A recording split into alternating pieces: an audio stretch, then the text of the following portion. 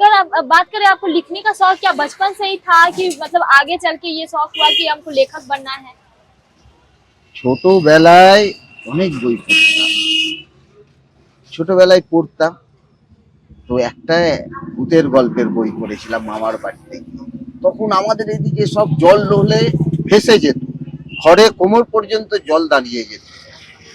তো সেই সময় ঘরে জল ঢুকেছে, মামার বাড়িতে গিয়েছি, সময় কাটছে না, ওখানেও তো চারিদিকে জল, খালি ঘরে জল নেই। তো আমি কি করেছি, খাটের নিচে দেখছি একটা বই, সেই বইটা দিলে পড়তে শুরু করলাম। মানে না শেষ করে থাকতে পারলাম না, আর পড়ার পরে অন্য এক অনুভূতি, এত সুন্দর গল্পগুলো।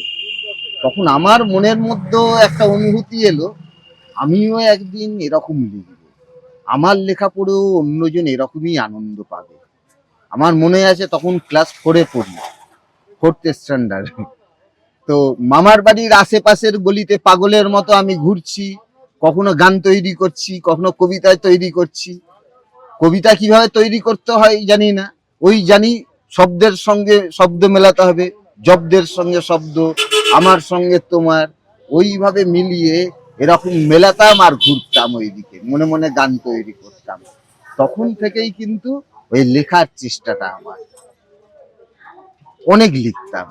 পরবর্তীকালে অবশ্য সব খাতা ছেড়ে দিয়েছি, কারণ যখন আমি উচ্চ মাধ্যমিক পাস করি তারপর সেই পুরোনো দিনের ছোটবেলার খাতাগুলো খুলে নিজে পড়তে শুরু করি, আমার খুব লজ্জা লাগতো যেগুলো আমি লিখেছিলাম। অবশ্য তখন ছিঁড়েও ফেলে দিই।